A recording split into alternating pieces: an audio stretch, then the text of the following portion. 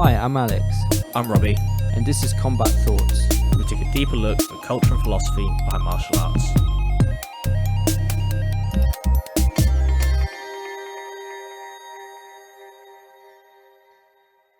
Hello and welcome to episode 12 of Combat Thoughts. This episode we're doing about potential and we're doing about growth. We're talking about, is potential really unlimited? Can you keep growing forever? And is that a good thing or not? Potential's always a thing. It's quite sort of mystic and sort of sexy to talk about potential being completely unlimited, right? Like that you can never stop growing in martial arts. But, Yeah. you know, it tends not to be the case. At least if you look at, the people at the top of their game, at completely professional athletes, do tend to hit a ceiling, right? Like, Yeah.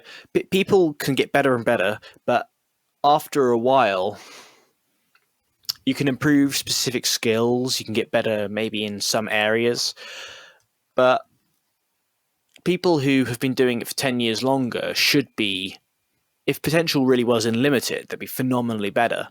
But, Michael Bisping, though he did very well for many years of his career, he had a very sort of similar skill level. And, not picking on Michael Bisping, he's a very similar story to a lot of people. Yeah. I just found it interesting. Like I don't know why it is that we always talk about potential being supposedly unlimited.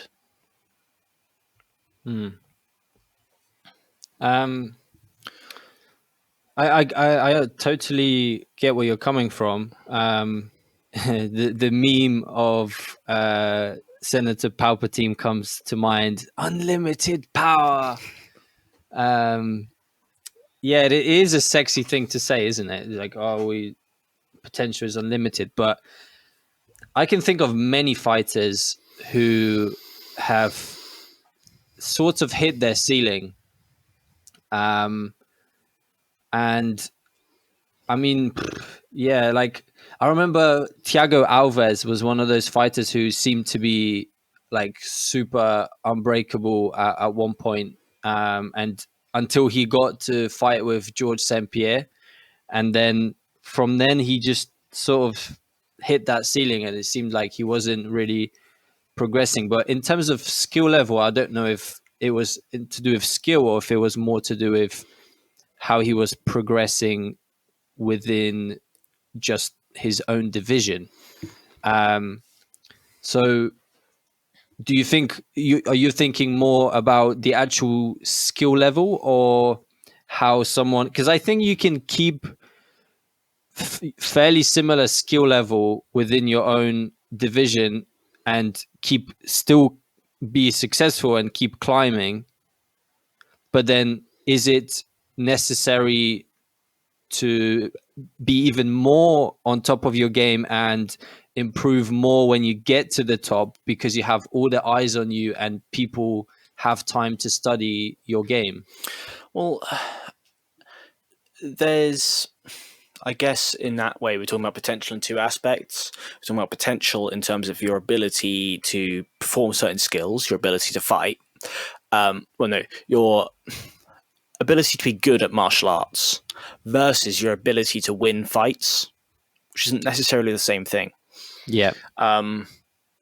Because your ability to win fights can depend, for example, on what camp you're in.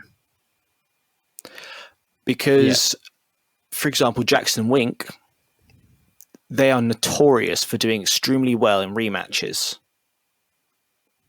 Mm-hmm. They game plan amazingly well, right? A fighter, simply by moving to Jackson Wink, may find that their potential for winning fights is improved. Yeah. Not because their skills in martial arts are improved, but their other aspects, their game plan and their coaching might be improved instead. Yeah. Okay. Absolutely. Yeah. So, but I think what I find is that people tend to at the very least, slow down in their growth. Maybe they don't stop altogether, but I mean, how long has Diego Sanchez been fighting? That's a good question, man. I mean, the same question can be asked about the Reem. Yeah. Overeem's an interesting one, though, actually, because he has. I don't know if he's got better per se, but he has developed. He's changed. Yeah.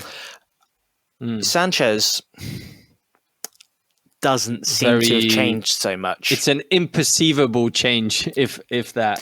He's kind of one of those fighters who has developed and developed and developed, and he's just sort of started to slow down and stagnate, and he's never got any further in terms of his martial arts, and he's just sort of stayed at this level. Like I think the difference with Overeem is that you see him taking on new skills, you see him developing the leg lock game. He was throwing up heel hooks and stuff from the bottom, or in his very last fight, his Ju-Jitsu looked very different from what it previously did. He maybe is a fighter who's continued to develop and get better, but compare him to Diego Sanchez, he doesn't ever seem to have changed his skills. He seems to have carried on in the same way. Yeah. And so, at least for Diego, his potential, I think, has been limited. But maybe that's just to do with his coaching. Maybe at a different gym, he would continue to develop. I don't know. Maybe his potential really is unlimited. But his development has been stunted by the scenario that he's in. Yeah. Yeah, no, I agree. It's a bit difficult to say whether, I'm not sure. I think there is always potential, but it comes from a mentality of wanting, you have to actively seek improvement. But then even then, I wonder if you start to, you can't be good at everything. So I wonder if that perceived ceiling is partly because people feel comfortable in what they're good at, and they try to essentially just focus their game to the strong points, so they don't go outside of that box, and they stay within that box, which is why that, but development is sort of in a way stunted in that sense. The only thing I'd say about that is that I don't know if it's universally a good idea to go and explore these different routes. Look at Damian Maia. Damian Maia used to kickbox an awful lot more than he does, right? And I know his last few fights have been a bit hit and miss, but not so long ago, like a year or two ago, he was, wait, when did he fight Woodley? Top man. When did he fight Woodley? Right, he had a title shot. Right, he came. And Woodley game planned very well, and clearly Woodley was never going to lose that fight. But Maia limited his game plan. Maia went from an all-rounder with very good jiu-jitsu to, he basically didn't kickbox at that point. He focused in so much on that jiu-jitsu aspect, and that's how he got in. Took everyone's back and choked everyone out. Now, I know he didn't get the title. Yeah. But I don't know if I would equate breadth of knowledge with development, especially in your ability to win fights. Damian Maia is a very good example of why it's not the case. And so I know what you mean. People might get comfortable with their skill set, but I think part of the trouble is that it's not universally a good idea to expand that. And you won't know until you try expanding and you see what happens. But the reason people are afraid of that is because ultimately we're limited by time. Yes, of course. So for every year you spend exploring something completely new, that's a year that you've lost focusing on what you're good at already. Now, Yeah, long term in life, you've got a lot of time. In the fight game, how many people not so how much. many people fight past 37? By the time you're 40, that's basically done, right? Yeah, Unless you're heavyweight. yep. No, I agree with that. But it's when you look at the greatest of all time type of athletes like Demetrius Johnson or GSP, it seems that they don't want to be comfortable in a single type of game, Yeah. and that they seek that. Like when you see someone like Demetrius Johnson, who, I guess predominantly is seen as a striker and an excellent striker, but then he comes up with shit like doing a flying bloody armbar. Of was it? Yeah, it was kind of a flying armbar, wasn't it? Um, whatever that crazy submission was.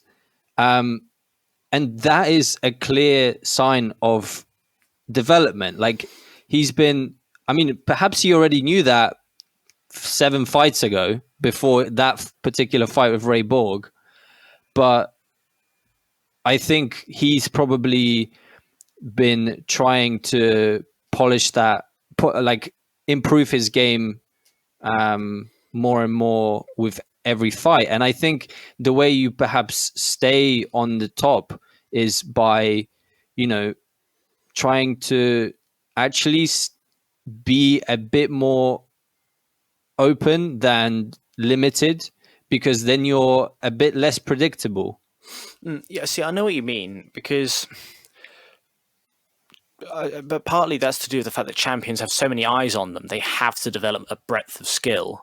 Otherwise, they will be game planned Yeah. out of the belt, and they'll be game planned until someone beats them handily. But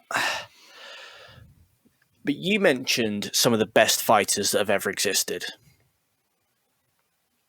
Yeah. I don't know that. Look at Damian Maia again. Mm-hmm. He clearly spent a lot of time kickboxing. He never developed into that world-class level. Mm-hmm. And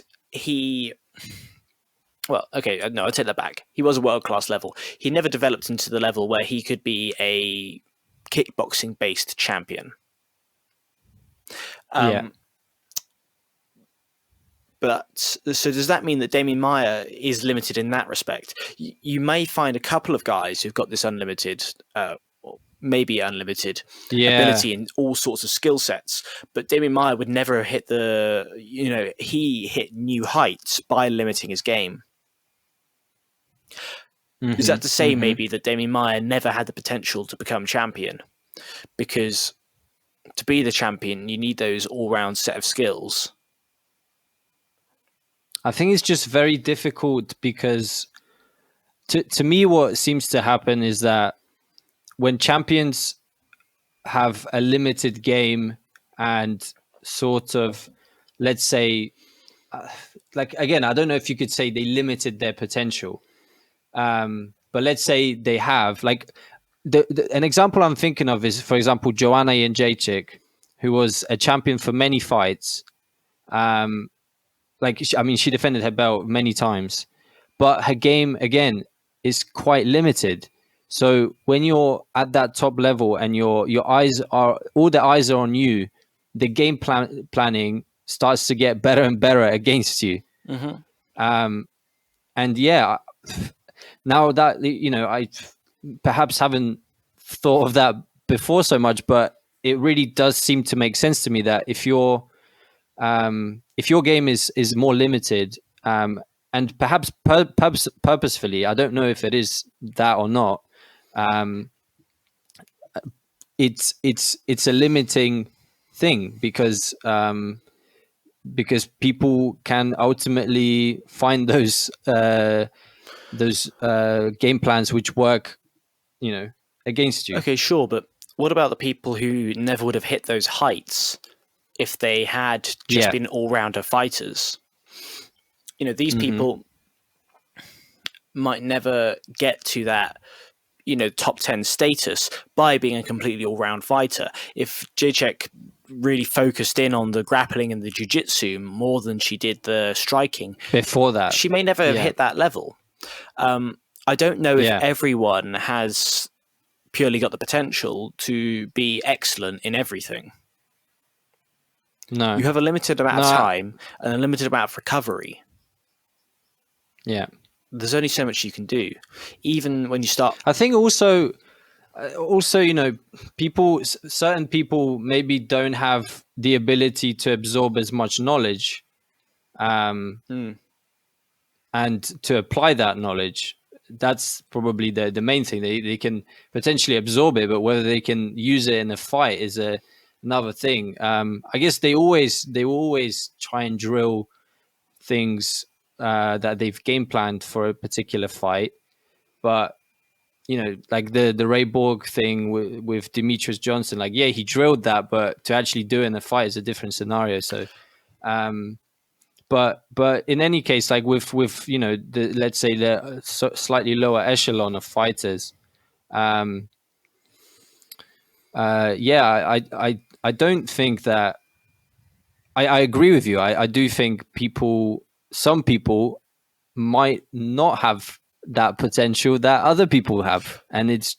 So do you think these champions, if they're able to train forever, because ultimately I think everyone is limited by age and by the effect that's going to have on your body, because you only have a limited amount of time to get better, and eventually that will cease. But do you think that these champions, that aside, do you think they could get better and better forever? I don't know if they can.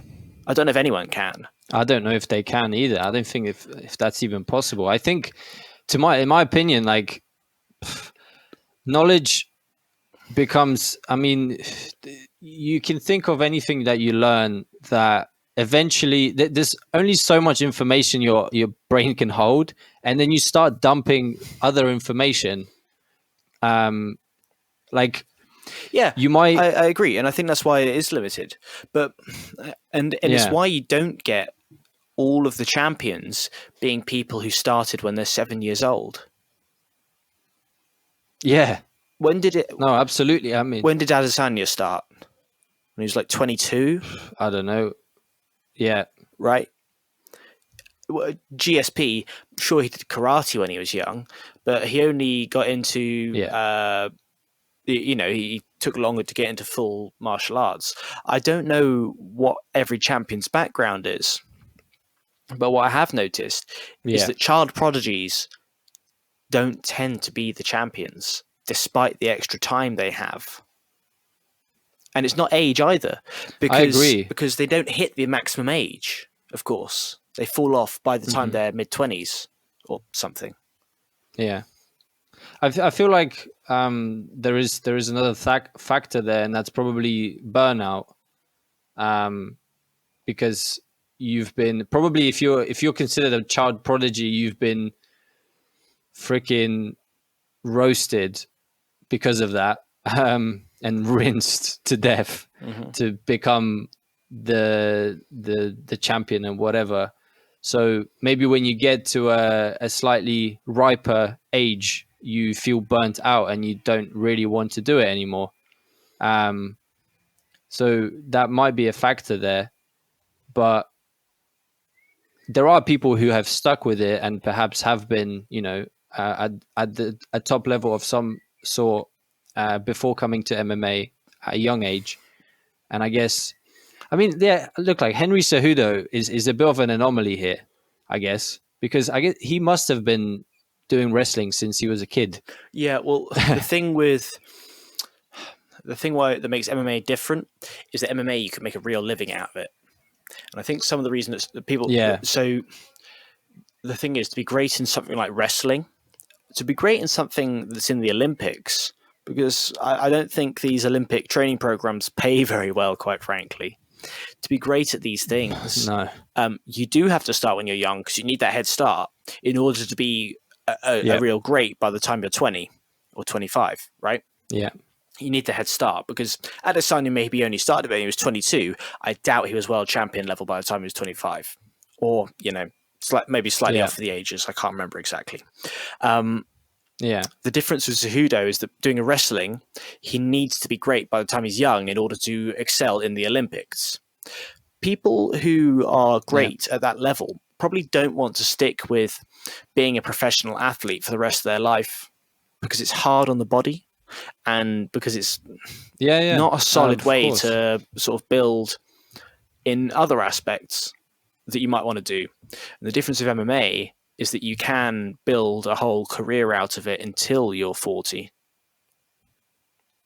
Yeah, I guess it's also a different sport, so it kind of makes sense why he made the transition was still successful because it's adding a many different aspects to it. But I've yet to see.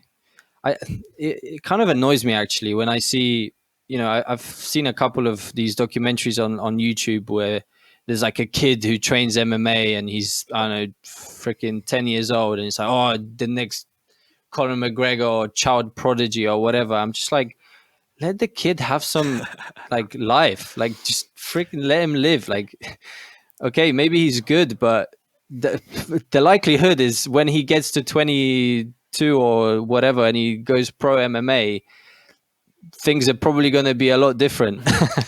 Yeah, and if we're right, if starting when you're that young doesn't actually make you that much better, what's the point in pushing him to do that? Yeah, I personally don't see it. I think that can be done at a later age. Yeah, And frankly, I see it in other sports where this is a case in Poland, for example, where there are certain sports like, of all sports, ski jumping and alpine skiing, for example, where they push you. These are sports that they tend to push you from a very young age. And by the time these guys get to level, where they get to an age where they can compete at Olympic level, most of them are burned out. Their knees are fucked. They can't really push themselves so much.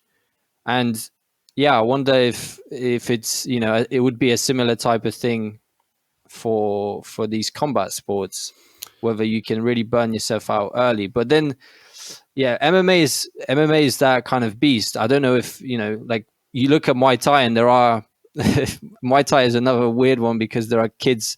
They always start as kids and then they tend to retire at like 25. yeah, but yeah. you know what? You get people like Gaston Bolanos. He never, as far as I know, he didn't start when he was a child. No. But he's still a world champion. He's still just as good, and he started later on. Yes. And you know what?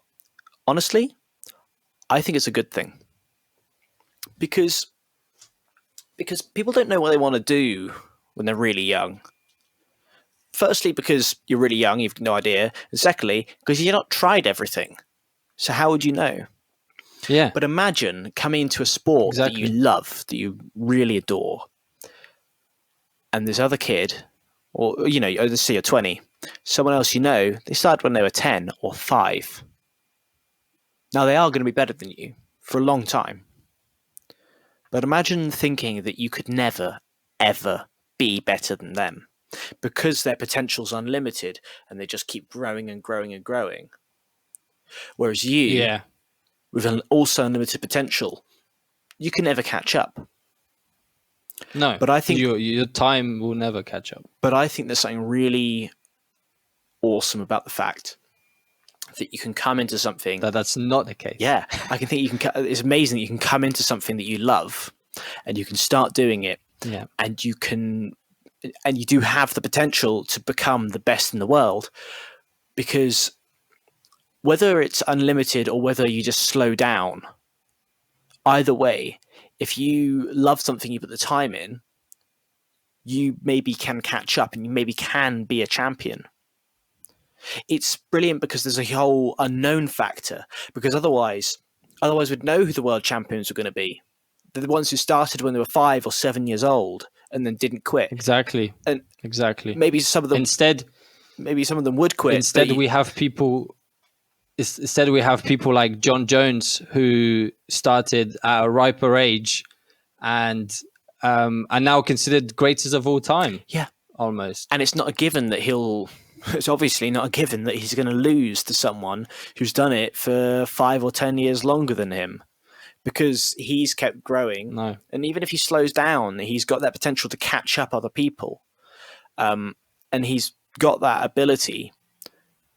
And it gives a whole unknown to us because we don't know who's going to excel. And it gives a whole potential to yourself that even if your potential is not unlimited, you still might be able to be the best in the world, and you might be able to be better than someone else because they cannot grow forever. At least they can't grow forever under any circumstance. I think there's something really cool about that. Yeah, I think that makes the sport very exciting. We hope you enjoyed that episode. If you did, please consider subscribing to the podcast and checking us out on YouTube, Facebook, and Instagram under the name Combat Thoughts. We'll see you next time.